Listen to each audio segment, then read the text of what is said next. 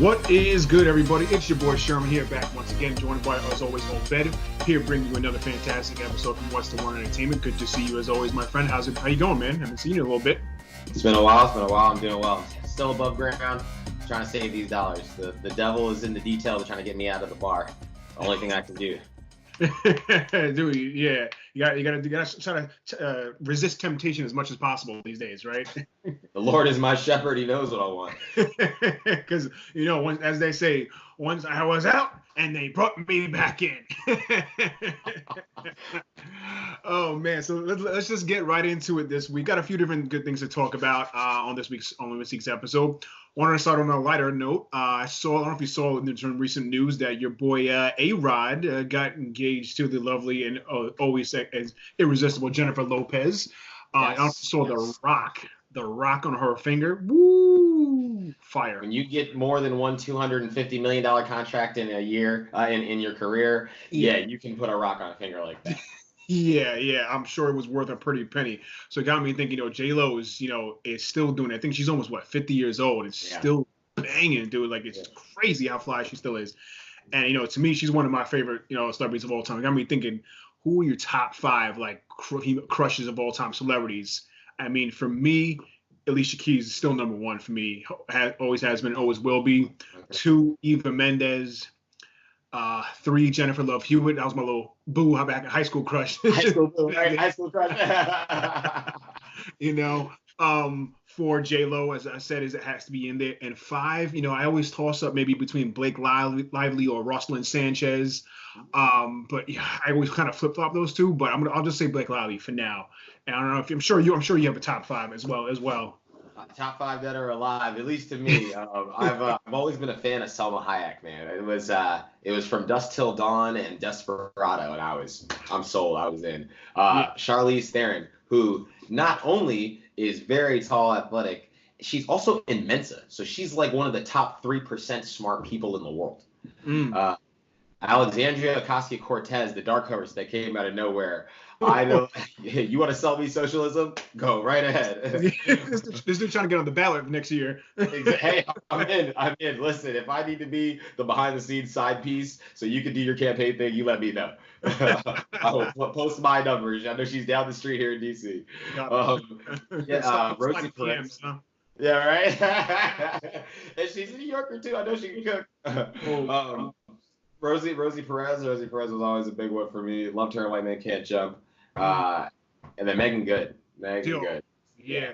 Dude, I feel like Megan Good is kind of fellow. You only see her in as many movies and things like she was back. I mean, she's still fly, though. Of course. Absolutely. I'll agree with you. She made enough money for herself. Who knows, right? Yeah, she may be doing her own thing. But anyway, moving right along, let's get into some sports action here. Start off in baseball, as we mentioned A-Rod before. And finally, Bryce Harper, he finally got the deal that he wanted. He signed a free agency record with the Philadelphia Phillies for a 13-year, $330 million, which is equivalent to about $25.38 per year. Yes, making it rain, of course. I mean, damn, the Phillies gave up. I was surprised, though. It was 13 years. I think I mentioned it on our last show that I thought that he would want to get more money per year than Manny Machado did. Yeah. So that's why I was surprised he did 13 years. Now he got overall more money, 330. Machado got 300.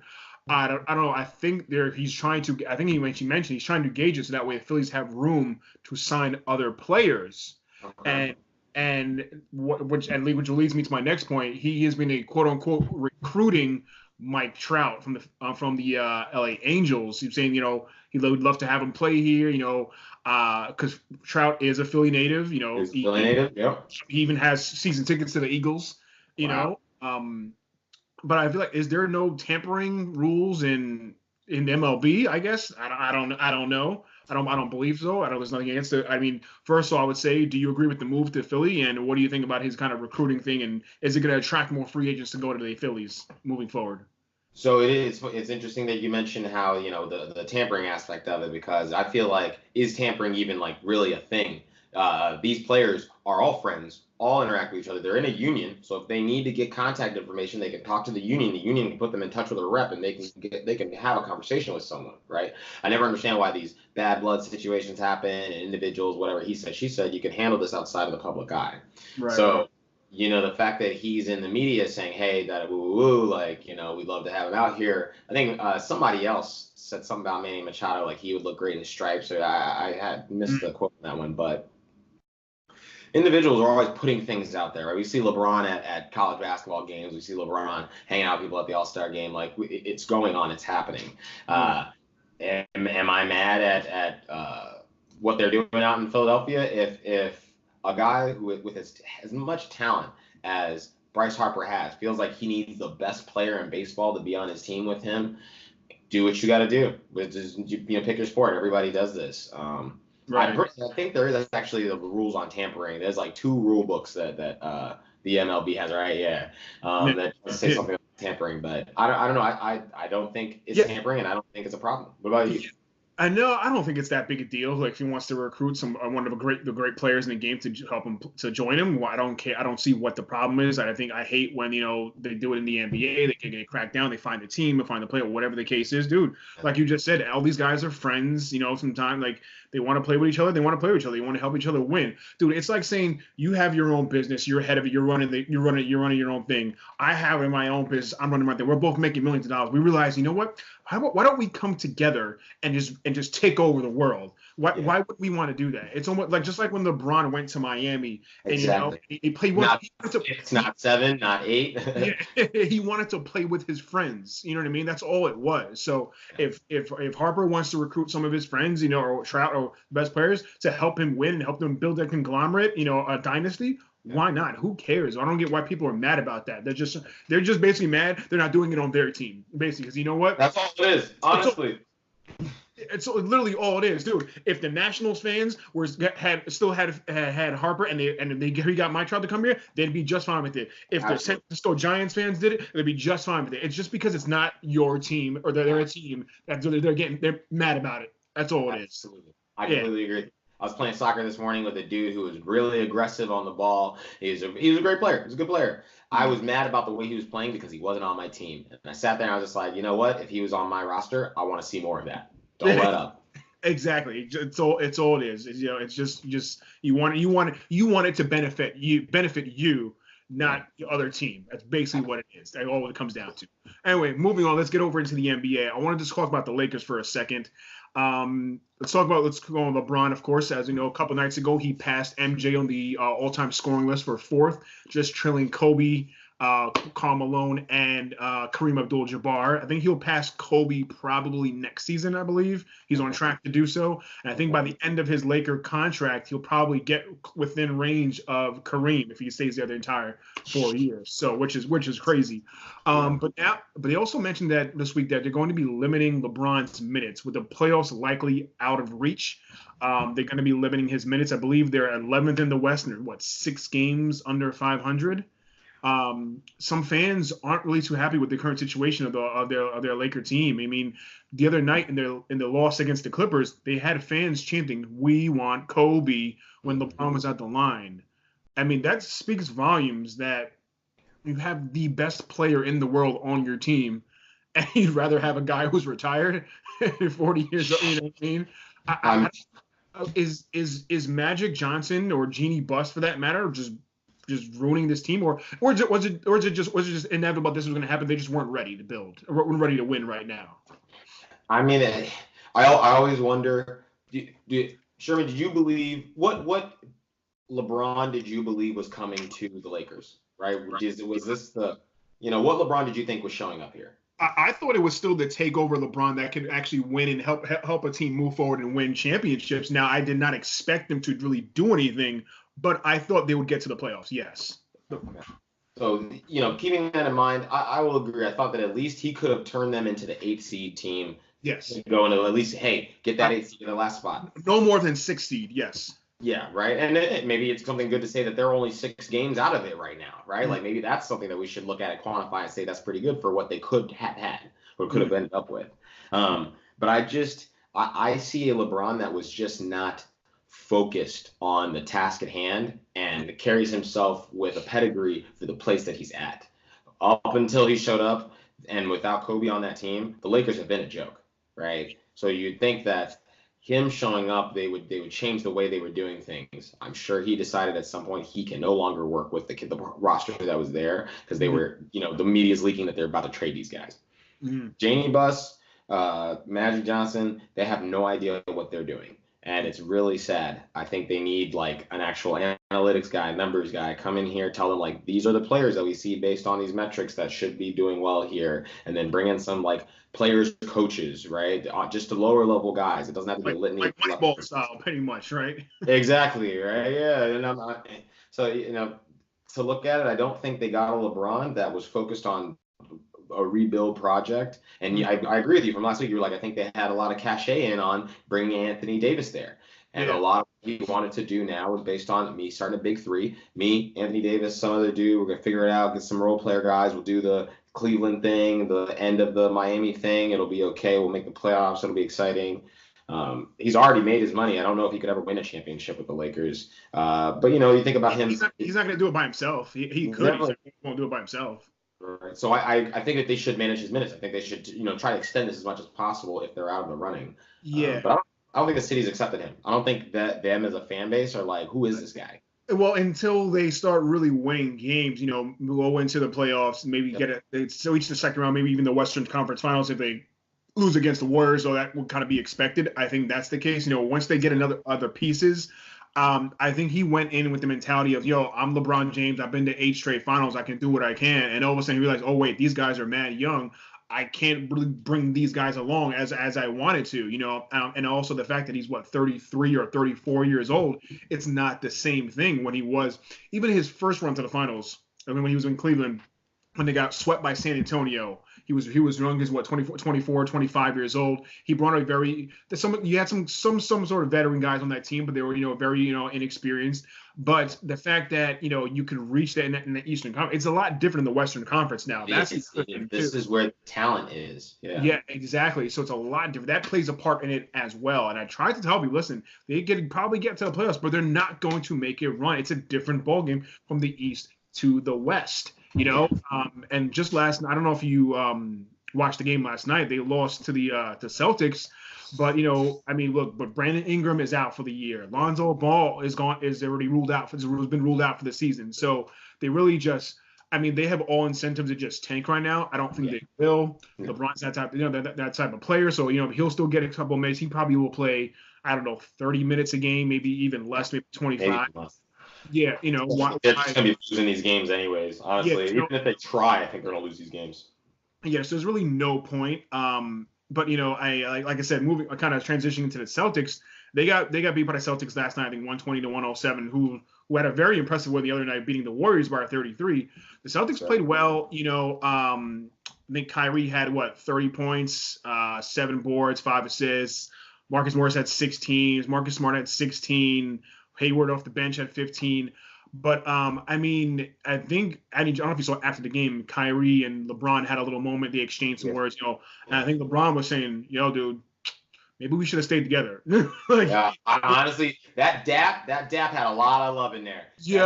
What did we do? Why couldn't we just figure this out in Cleveland, right? Why didn't, well, you shouldn't have left. Maybe I shouldn't have left either. You should have stayed. You probably should have stayed too. I think that's where that conversation was kind of going, to be honest with you. And it's tough to win without key great players on your team. But the Celtics, they're playing better. They're currently I think 5th in the East. Yeah. But without having home court advantage, do you see the Celtics really going deep into the playoffs? Negative. Yeah. They're 16-16 on the road, or 16 wins, 16 losses on the road, and this is the second time this season that they've had 2 back-to-back road wins.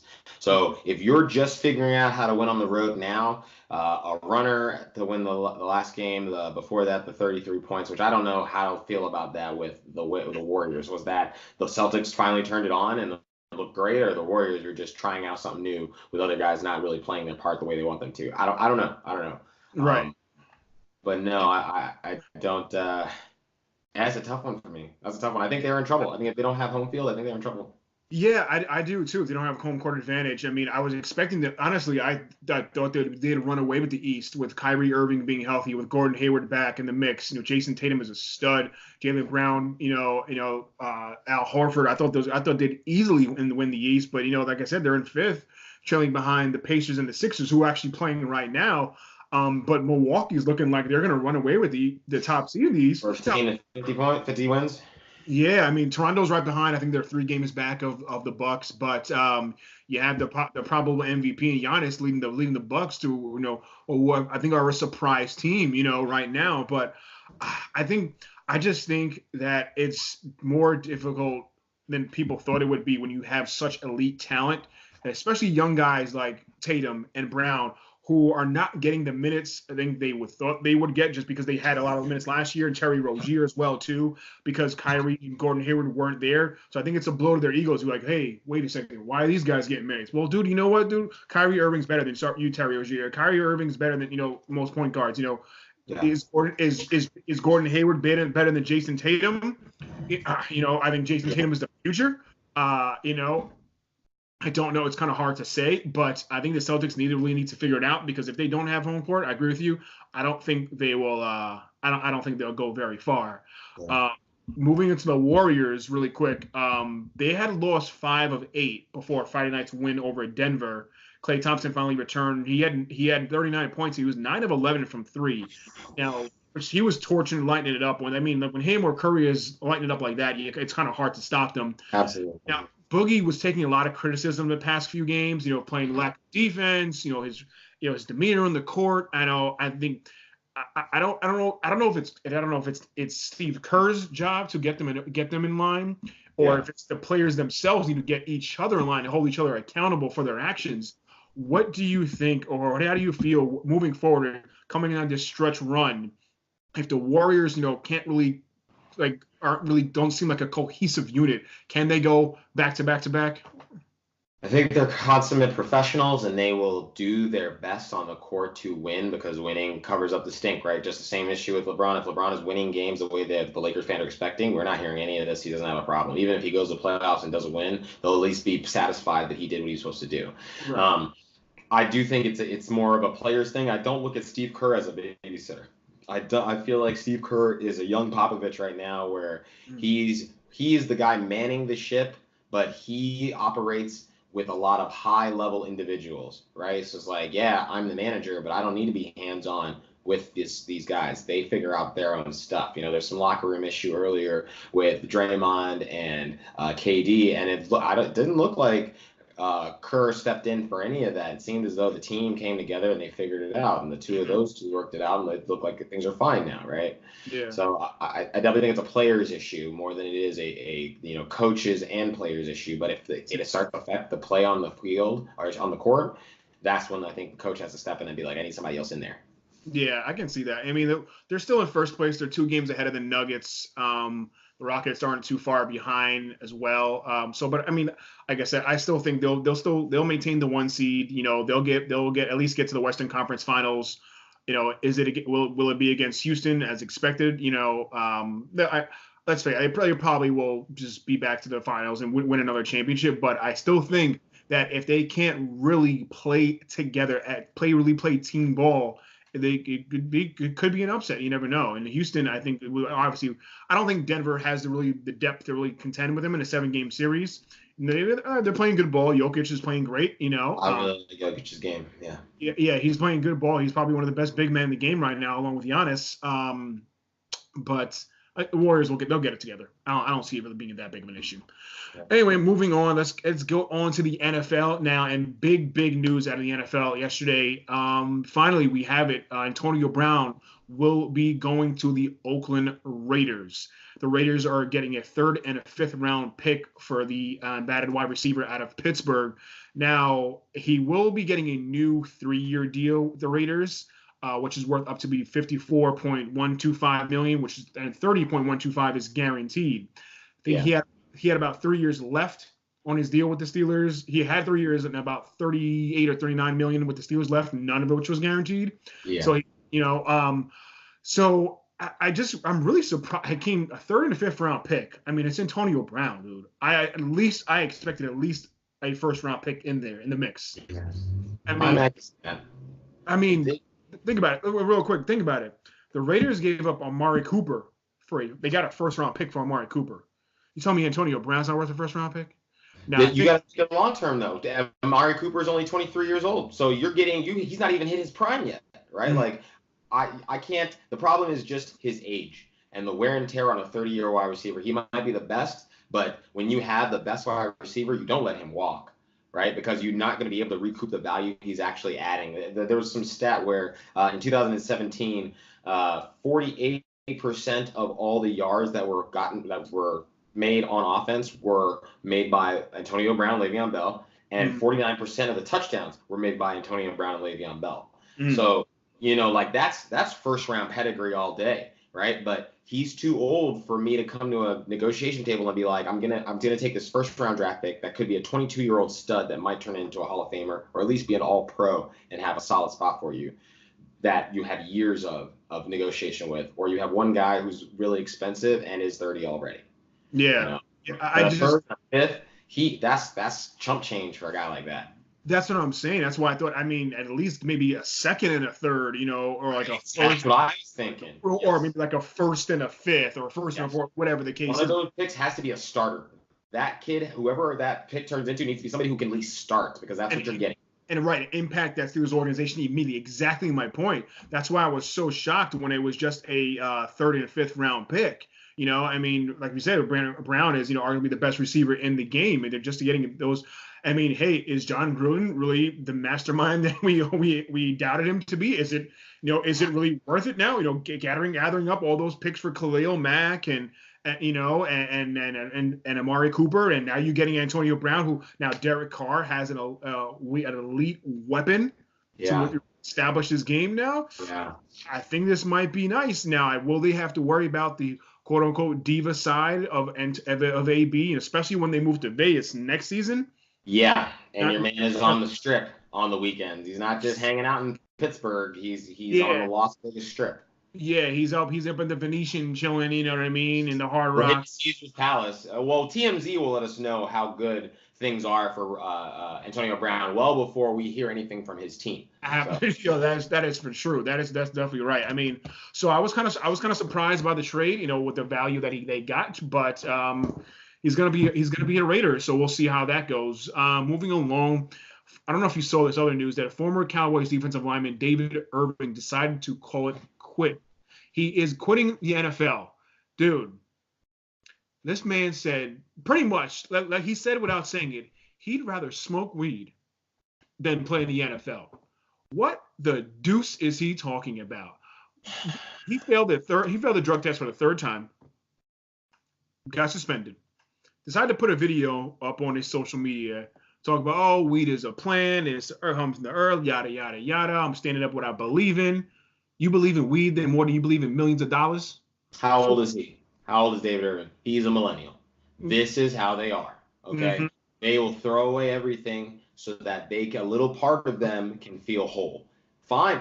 Hey, I'm not mad at you. I'm on my generation before me were hard workers who tried to stay in the same job as long as possible. They weren't jumping ship because of the new hotness. They weren't talking. They didn't live their entire lives online trying to size for people that don't matter. The fact that that's how he quit from his job, that's how they act. That is how I'm not one of them. That's how those kids act. It's almost as bad as a Josh Gordon situation that he constantly going to the stuff.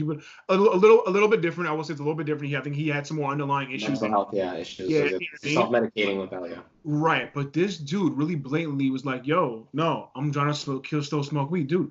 Are you serious? You say you love the game of football, you love it so much, but yet you'd rather worry about smoking weed. Like, dude, what is the matter with these kids these days, dude? Like you said, he's 20-something years old. He's millennial, giving up his dream to play in the NFL for millions of dollars. I mean, that's just incomprehensible. I can't get on board. I can't co-sign that one at all.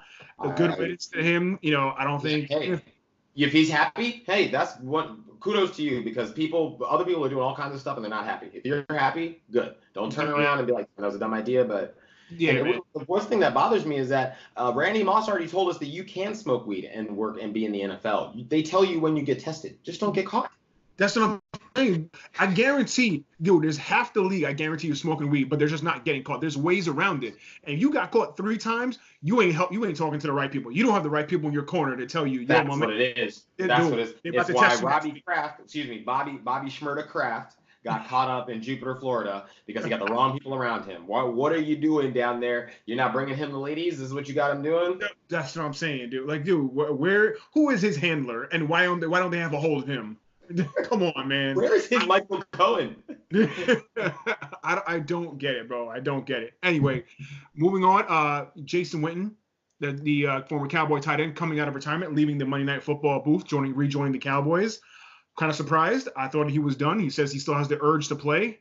So I need you when we're playing this for the YouTube fans and the millions and millions of the fans out there. You need to show the video of what is that wide receiver from the Carolina Panthers, and he also played. He's on NFL right now. Steve Smith, and his response to finding out that Jason Witten was coming back. He essentially put it out there as like, listen, I'm good at my job. So I'm not worried about going back to the NFL. Yeah. Dude, some fans were like, when Jason Witten is returning, fans were like, you can go. We don't need your Monday night anymore. It's okay. Exactly. You want to keep? You got the fire to keep playing. You go right ahead. Go right ahead. You have the minus CTE effort to keep up in the booth. Dude, I mean, I was gonna say, because there are some guys who make the transition to the announcing very well, like Tony Romo. I think he's doing a great job over on his network. Absolutely. Jason Witten as well. Yeah, Jason Witten just not a good fit. We'll just say that. I don't know how else to say it, but let me ask you this: do you think he will hurt or he will help this Cowboy offense in this coming season? So the reason that the Tony Romo and Jason Witten show worked is because they had a wide receiver who, while he was one of the premier wide receivers in the league, he was not a route tactician. Mm-hmm. He was a 9-route, deep dig, in cut, out route. He wasn't a guy who could line up and run the entire route tree. I feel like Amari Cooper is an entire route tree guy. Like, he wants to go out there and do this. So are you now lining Witten up underneath of Amari Cooper, and after the money you just paid Amari Cooper, going to start dumping passes off underneath to an aging out of retirement? Yeah, and I think he's not going to be. They did say he's going to be limited on snaps. I mean, they're going to have basically a pitch count. He won't be getting the snaps he used to be getting. Okay. I don't know, man. Then what does he even add? You have Jeff Swain there, right? Like, they have other tight ends who are young who need to play in an offense that's growing together outside of the older regime's ideas. Right. That I don't see what he adds. And an anonymous player, I think, said that, there's not really a good look. He's taking up a roster spot from someone who really needs that spot. You know what I mean? Yeah. So there might be some friction in the locker room with that, but I still think that the young guys, like you said, like Swain, can learn from Witten and what he brings to the game. He may not have to start every single week, get 40, 50 snaps, whatever the case is, or 30 snaps, even if it's 20 to 25 snaps. I still think that just the fact that he is Jason Witten, whether it's on goal line situations, I think will be most effective, a short yardage game. Yeah. I think they'll play him more and more there, but I don't know. I think his knowledge of the game will help more than his play of the game for that offense. Moving on, other news, Eagles backup QB Nick Foles is expected to sign with the Jacksonville Jaguars. He will, after leading the team to a Super Bowl victory the year before and getting them to the playoffs again this year. Is he the answer that Jacksonville has been waiting for? I mean, now with this going to be happening, it's safe to say that they will be they're moving on from Blake Bortles. How much of a step up is this for the Jags? I think it's all fool's gold. It's on numbers wise and what he's done. I think it is absolutely quantifiably a step up from what they had in Blake Bortles. Mm-hmm. Even at the height of, he never did the kinds of things that Nick Foles, and will never do the kind of thing Nick Foles has done in his short-term career. That being said, I just don't believe that he's about to come out here, and it seems like a Case Keenum to Denver situation. Having a That person came from another team where he had so much success with So say you were having a little. Case Keenum. Case Keenum came. We're having a little difficulties there. Sorry, this is Verizon's fault. No, so it reminds me of the Case Keenum situation where Case Keenum came from a great team in the Vikings, bombing it all over the place with a very well laid out roster of players on the offensive side to work with, good offensive line play, and got to an NFC Championship game, and then went to another team that was missing a quarterback to manage what is a great defense along with a decent offensive line and some skill set players, and couldn't get it done. Replaced that for 1 year, and I look at I don't know what we talked about this offline. What he's going to actually have to work with out there, like Dede Westbrook, DJ Shark, are these guys premier talent? Is he going to elevate them? I don't know. I mean, I don't know. You mean the roster that Jacksonville's working with is not, I guess, or that he'd have to work with is really, I guess, say the best. They're, like you said, the leading receiver with Dede Westbrook with over 700 yards. I mean, doesn't have the greatest passing chords to work with. I think this might be something they'll have to work on. I don't know, man. I mean, I don't mind Nick Foles, but look at it. He was in St. Louis, didn't really work out. Where was he before? I can't forget where he was with the Rams. He was with the Rams before. When they were in St. Louis, he was with the Rams. Yeah, when they were in St. Louis, I mean, he kind of was kind of suspect. Like he had a stint with the Jaguars before. Is that crazy? Am I seeing? No, I don't think it was. I just can't remember off the top of my head. Sorry. But I mean, I don't know if it's really going to help them or hurt them as much, or what the case is. But I mean, I think the Jaguars needed to do something. They were ready to move on from Blake Bortles. I think that was safe to say. After they were in the AFC Championship game the year before against against the Pats. He read them that far, so everyone had high expectations for last season. It was mainly because of defense, but it just didn't work out. But I think it's a better look. So we'll see what happens with them. Another news. Speaking of the Jaguars as well, too, former Jaguars running back Carlos Hyde is going to be signing with the Chiefs on a 1-year deal worth $2.8 million, which is $1.6 guaranteed. Now, Hyde was traded from the Browns to the Jags midseason. The Jags let him go. Now he's going to be signing with the Chiefs. I think it's a good look for the Chiefs. They needed another back behind Damien Williams and Spencer Ware. Ware's kind of injury prone, so I don't think it's a bad look for them at all. It gives them that big brutish back, obviously without Kareem Hunt being there, so Carlos Hyde kind of brings that big body back, what they kind of liked having in KC. So I like the move there. I think that it's going to help. I don't know how you feel about it, but I like it. I think it'll help. I think I like it. I mean, you're not going to be able to replace what you lost in Kareem Hunt. Putting this guy behind there just so that you can shore things up, I think is a great boost for Damien Williams. They like Damien Williams. I didn't see much when he was in Miami, but I think he's played very well for them, especially through the playoff run for them. Excuse me. So I think it's a good look. I think it's a good move. Yeah, I think it is as well. Also in other news, you mentioned Case Keenum before. He looks like he's going to be traded to the Redskins for a 6th-round pick. Now, obviously the Redskins still don't know what's going to happen with Alex Smith after he suffered that horrific injury. I doubt I think his career is over. I think his career is. I agree. I think Alex Smith's career is over. Again, Case Keenum had a great run in Minnesota, had a subpar year in Denver. Is he going to help the Redskins really get back to where they want to be? I don't think so. The Redskins aren't about wins. The Redskins are an organization that makes money off of the fan base. It's a great business asset to have in your portfolio because you don't need to win to make money off of that team. They're not interested. They're interested in winning games. They'd be doing a lot of different things. Bruce Allen would not be the GM of that team if that's what they really cared about. Yeah, I mean, the Redskins, I feel like they're always just a mediocre team with subpar talent. I don't feel they feel great. Their quarterback situation with Case Keenum and Colt McCoy. Probably going to have a QB duo in the offseason, QB battle for the starter. I don't know if they feel great about their situation. They may feel okay, but I feel like they felt better with Alex Smith there. Yeah. But I think they needed to make a move, and that was the quarterback that could possibly be available on a trade block. So they pulled the trigger. It looks like that's going to be happening. Former Ravens safety Eric Weddle is going to be signing a 2-year deal with the Rams. Some other news: Dolphins release receiver Danny Amendola. They're also going to be signing tight end Dwayne Allen from the Pats. Yeah. More South Beach Pats.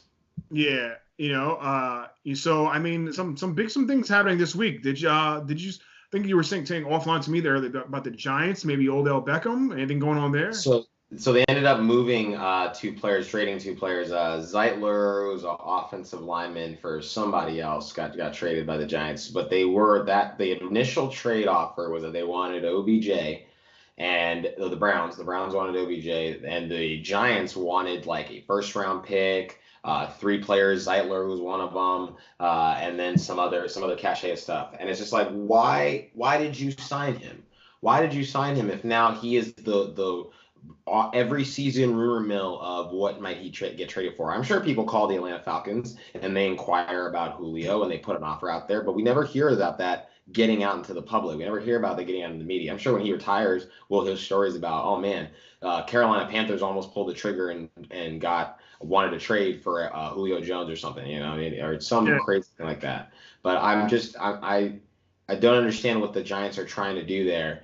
Keeping Eli, who can't throw for squat right now, paying for one of the top wide receivers, and then not shipping him off, or why not let him walk and have the restricted free agency and match the deal or let him go? Like, it makes no sense.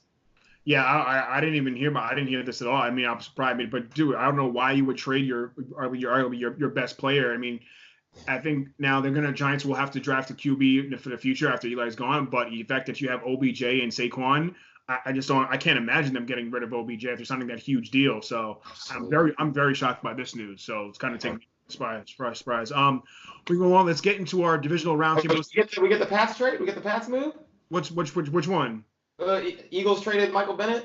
Oh, that's right. I'm sorry. I forgot about you. Yeah, I forgot. Okay, all right. Your boy Bennett's coming back. Is back onto the Pats. I think it's their Pats are giving up a 7th round pick, or they're giving up a 5th round pick for Bennett, and then getting a 7th round pick from the Eagles. Yeah. Seems like the Eagles are kind of shipping everyone out. You got to start clearing cap space and start retooling. I think the post Super Bowl hiatus has snuck in on them. They really needed to hit the back-to-back when they did, because now the clock is ticked to the point where financially they all got to go.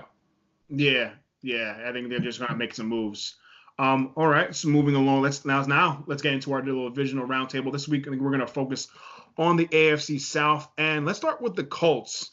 Colts went 10-6 last year, made the play. They lost to KC in the divisional round in a blowout. I think it was 31-13. Andrew Luck played. I think had a good year. Had almost 4,600 yards. And 38. I think over almost 40 touchdowns, I believe. Yeah. So he definitely had a great year. Shoulder's good. Yeah, they protected him well. That's the key. As long as they can protect him. Finally, with an offensive line, he looks like a legit starting quarterback out there. Yes, absolutely. I think they need to, make sure that it's always good. Now, going into the offseason, I'm not really sure what they need to work on other than, I think you were saying maybe defensive line. Yeah. I'm going to say running back. I mean, I like Marlon Mack. Don't get me wrong. He had almost 1,000 yards last year, but is he a featured back? The number one, I don't know. Is he RB1? I don't know. I don't know how you feel about that, the running game, or maybe even the passing game, receiving game as well. Yeah, so that's, right now they had a couple guys with him, with Nyheim Hines and Marlon Mack kind of like fitting in that role. And, I thought maybe they would make a move, maybe like try to grab like a TJ Yeldon or something from the, the division rival, or honestly make a move for Le'Veon Bell, because I think it only helps with the fact that they brought in Dante Moncrief last year. It didn't work out. He ended up leaving. I think he went to the Jags. And, they shipped off Dorsett to the Patriots. And so that they only have like Zachary Pascal and T.Y. Hilton under contract. So I was like, okay, can you get him another pass catcher who could be a good pass catcher, who could also help in another place in the run game? I thought it'd be a great spot for Le'Veon Bell. Maybe that sounds crazy, but, it might be expensive for them to do that, but they would have a guy who could catch. They'd have a guy who could run. They could backfill their wide receiver situation. But no, I agree with you. I don't think Marlon Mack is a feature back. I think he's done well with the quantity of work that he's gotten, which we've seen from a lot of players in the NFL. But I don't know if he's that number one guy. Yeah, just speaking of the receiving game really quick, I like T.Y. Hilton. I think they need another weapon for Luck. I think they need another weapon. I think whether it's via trade or free agency or the draft, I think you need another weapon for Luck.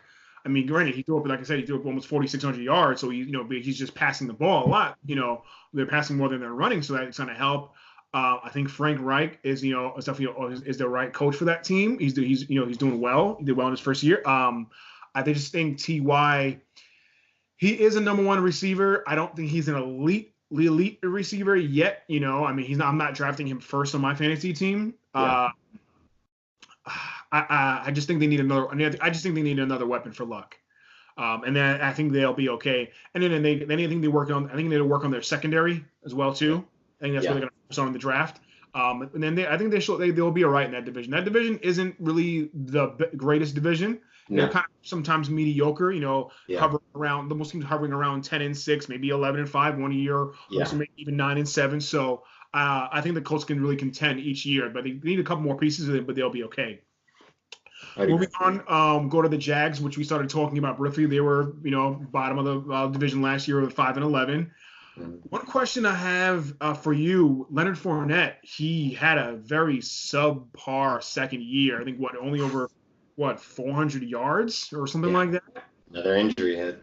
Yeah, only 5 touchdowns. He was injured for a bit. Yes, but folks expected a lot out of him after a stellar rookie season last year. He came back and was a bonehead when he got suspended for jumping off the bench and getting into a fight on the field that had nothing to do with him. Yeah, against the Bills. Yeah, I remember that. And then Tom Coughlin toward the end of the year reamed out him and T.J. Yeldon for their demeanor, sitting on the bench, not being interactive with the team. Yeah. I don't know. Is it just just young man mentality? Is it just he doesn't want to be there? I don't know. But the Jags need a lot more pieces that we were talking about earlier. They're going to get Foles. I think they need another receiver. I think they need quite a few things. I think they need to focus on a pass rusher as well, maybe in a tight end, and then make sure they're protecting Foles, so even the offensive line. But I think defensively, I think they'll be okay. They spent money on that defense so far. So yeah, they got a lot of pieces there. Jalen Ramsey, of course, as we all know, is leading that defense, of course. So I think the Jags will be okay defensively. I just think they need to get shore up that offense. I don't know. How do you feel about Fournette? And I don't know, is there any other offensive piece that they really need or need to get rid of, if any? I think they need a premier wide receiver. Which I thought they would have made a great landing spot for Antonio Brown. Just somebody that Foles will feel comfortable just throwing it up and trusting that person, because I think that's going to be a lot of Foles' game. I don't see Nick Foles picking apart many of the defenses in the AFC South with as much ease as he had with the NFC East, because the NFC East, just something about those defenses when they play against each other, it just doesn't seem to be there. But I think they need another wide receiver, and to your credit, I think they absolutely need to keep him upright.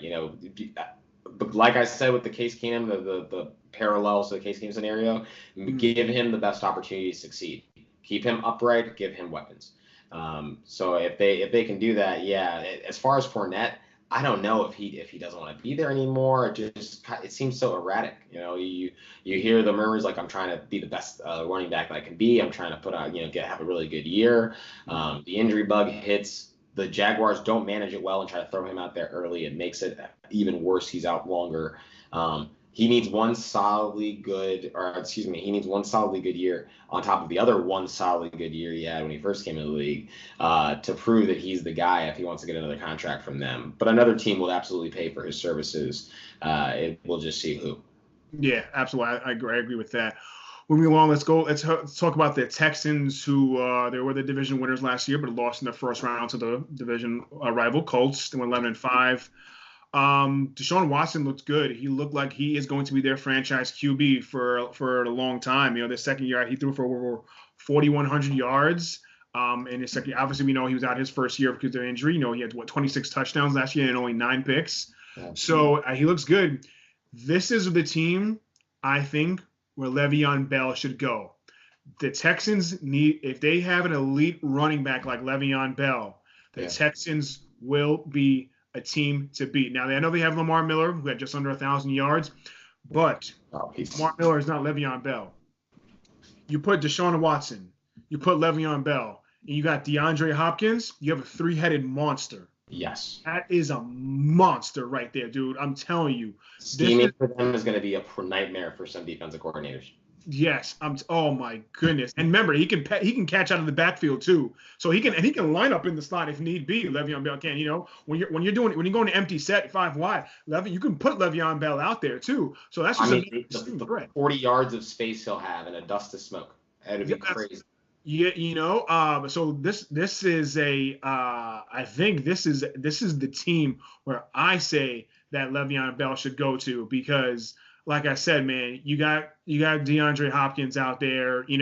That I like the kid, Kiki. I think his name's Kuti. Mm-hmm. Yeah, he looked good, like a young guy who was going to be good. And like I said, so Deshaun Watson is just going to give him more weapons to throw the ball to.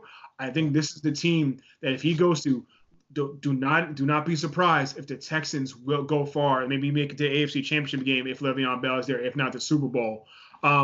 Other than that, man, obviously the defense led by J.J. Watt, Jadeveon Clowney, how's he feeling? His injury kind of injury prone. Do you pay him? He's up. They put him under a franchise tag. They franchise tagged him to get more time to negotiate with them. Do you think that they should pay him? I think you have to, because if you have J.J. Watt on one side and Jadeveon on the other side, how can you really give that up? You know what I mean? Now he's not worth J.J. Watt money, but I think they should pay him. If they feel that he's too much of a headache or too injury prone, then so be it. You draft another pass rusher. But I think Jadeveon Clowney is worth it, and they should pay him. On the other side, I think they so back to the offensive side quickly. They should draft a tight end as well too, but. Going back to defensively, I know I'm flip-flopping, sorry, but I think corner and safeties, they're kind of their concerns. I know the Honey Badger had an okay, Tyrann Mathieu had an okay season for them. I think, but if you can really assure of that defense, really have a stout defense, and you get a back like Le'Veon Bell, I think the Texans are the future of that division, if not the AFC. I don't know how. Do you disagree, or do you think they need to make some other moves?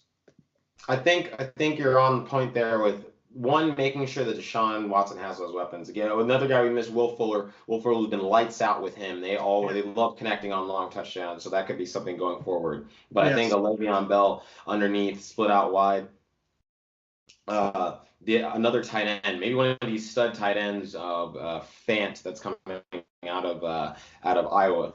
I think would be fantastic there. Other guys for him to play with, because I think that's what weapons is what was missing in that playoff game that they lost. It was tough the way they went out, but I think their ability to impose the defense was doing just fine. If you keep Jadeveon Clowney in, he's one of the premier defensive 5-technique pass rushers in the game right now. I think he deserves a payday and another opportunity to commit himself to the Houston Texans, because I think there's a question there of his commitment to the game.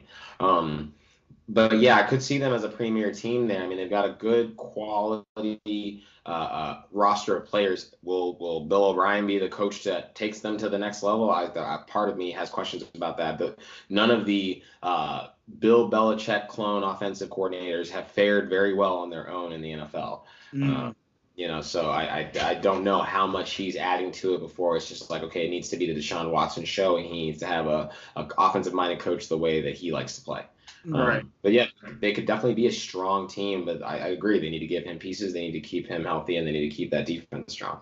Absolutely. And last but not least, we're going to talk about the Titans in the AFC South. Finished 9-7, missed the playoffs. I think Mariota actually missed the last game when they were in contention to make the playoffs. So he's been somewhat injury prone throughout his career.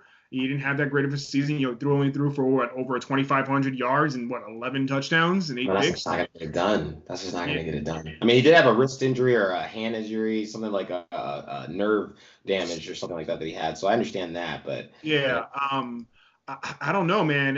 Is he a franchise QB? I don't know. I don't know how you feel. Do you think he's a franchise QB? I think he came in with a lot of hype, but I don't know, man. I don't think I don't think he was running an offense that was built for what he liked to do well, right? When you're coming out of Oregon, everybody's fast. Everybody's fast. So if your offense is not everyone fast and you're actually the slow guy, and we find out that you are one of the slow guys, that's a problem, right? Like that's and that's always been the mark on a lot of good quarterbacks that come out of college is like how good were they really when they played with whoever they played with, right? I in the one case where I will say that I was wrong, Chad Pennington. Chad Pennington was a goon. Chad Pennington could play. Chad Pennington helped Randy Moss get his status and pedigree back when they were at Marshall after he had fallen out of favor with Florida State and earned his keep as a player in the NFL. But for the most part, I just feel like it's just not lining up for me to believe that he could be. Man, it's tough. It's tough because I don't know, man. I think the Titans though they need a lot of pieces. I think they need to start with their cornerback situation. Malcolm Butler, I don't think he is what swinging fence. I don't know him and Logan Ryan. I don't know if especially Butler. I don't there's just not really what they were. So I think they need to start with in the draft with a decent cornerback. Maybe even a pass rusher and the defensive tackle. I think they need to focus heavy on the defensive side of this draft. Yeah. That might be a knock on Mike Vrabel, right? Mike Vrabel is coordinating the defense, but is he bringing in the pieces for the defense, right? You obviously they listen to him, and they brought in Logan Ryan and all his ex-Patriots guys to come play there, but the system doesn't seem to be working, or the players are just not really that good. Yeah, I mean, it was his first year as a head coach with that team, so expected some bumps in the road, but. Yeah, I think they definitely need to work on the defensive side and then worry about offense, then maybe get some Mariota some weapons. I mean, because let's face it, I mean, his number one receiver is Tajay Sharp, not that great, young guy. They didn't draft him for that. They drafted Corey Davis for that because they figured Tajay Sharp wasn't ready to play. Yeah, I mean, Corey Davis had he had an okay season. He like 900 yards, just about, only a few touchdowns. So I don't really know, man. I mean, I think the Titans need a lot of pieces to really get back to the top of that division. So I just don't know. I mean, the Titans, I think they got a lot of work to do. So and that they're gonna go. I think they should go defensive, like I said, defensive heavy in the draft, and then worry about getting Mariota some more pieces, including the running back Derrick Henry, the former Heisman Trophy winner from out of Alabama. I like him. I just don't think he's he's that guy. Yeah, he was something about his magnificent run just doesn't smell right. Yeah, I just don't think he's that lead back, NFL back. I think he's a good back. I think he's like a third down situational back, catching balls out of the backfield kind of back. I just don't think he's that lead back to literally lead a team. But I guess we'll see. But I mean, the Titans too big to not be a one on up back. That's terrible. How big is that guy that he's not your banger? Yeah, and I just don't know. I don't know if it's his work ethic or if it's just the offense that he's in. They're just not utilizing him the right way. I just don't really see him right now as being that lead number one back for a team right now. I mean, maybe let him prove me wrong, but I just don't really see it at this time. But anyway, man, I think that's gonna do it for this week's episode of From What's the Word Entertainment. Did you have any final words or thoughts you wanted to share? You know what? We're in the cold period right now. I need you to hunker down. We're going to make it to Memorial Day. Don't worry. No, there's no vacations coming up. But, hey, enjoy those moments on the couch. Rest up. Absolutely. And guys, don't forget to hit that like button. Don't forget to subscribe to the channel, of course, so you always be on top of the new content coming. Hit us up with any ideas that you want to throw at us, any topics that we haven't talked about, maybe some one-off things that you want to hear, and let us know how we can do better. Again, appreciate you, Obed, as always. Good to see you, man. Thanks for having me. And man, have a good one, man. I'll see you next time. Take care. Peace.